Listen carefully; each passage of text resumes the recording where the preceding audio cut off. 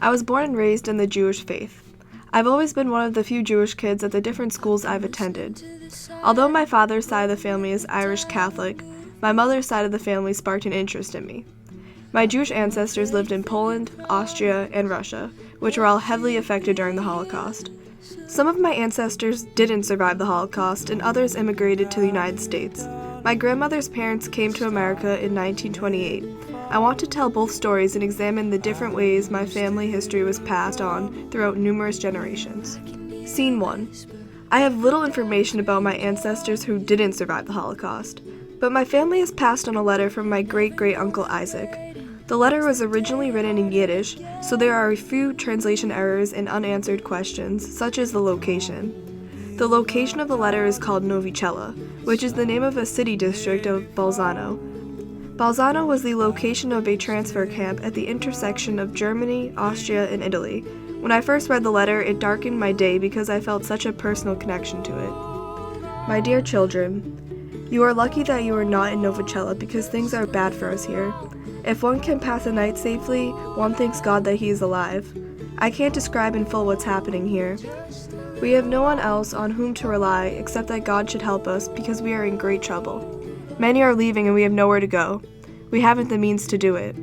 I haven't written about this until now, but now I must. Tell me what it's like in America. You can believe me that as I write this letter, it's full of tears, not ink.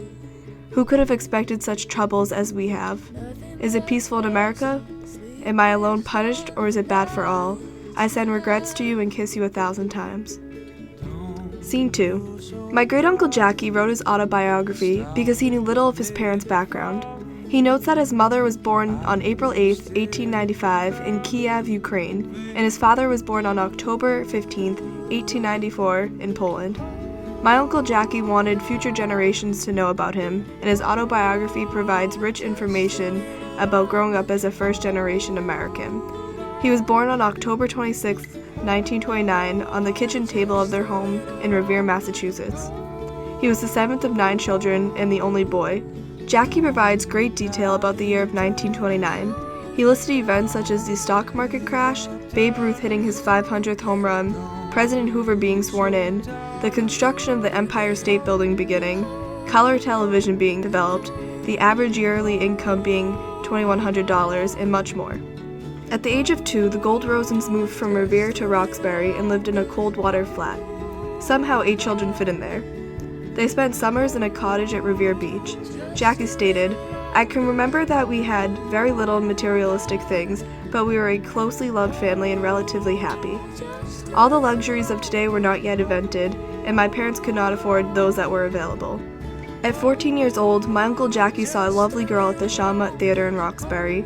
This girl was Marilyn, and it was love at first sight. On January 7, 1951, Jackie and Marilyn got married. Jackie was drafted into the Army 1 year later. After the Army, he went to Northeastern University and got a master's in business administration. Jackie was financially successful as he worked at Raytheon and had his own H&R Block franchise. As a child and young adult, he had many jobs, such as selling newspapers, setting pins at the Grove Hall bowling alley, and selling cloth for men's suits. His father was in the restaurant business, but was unsuccessful due to his poor luck and poor business skills. His father was a very hard worker.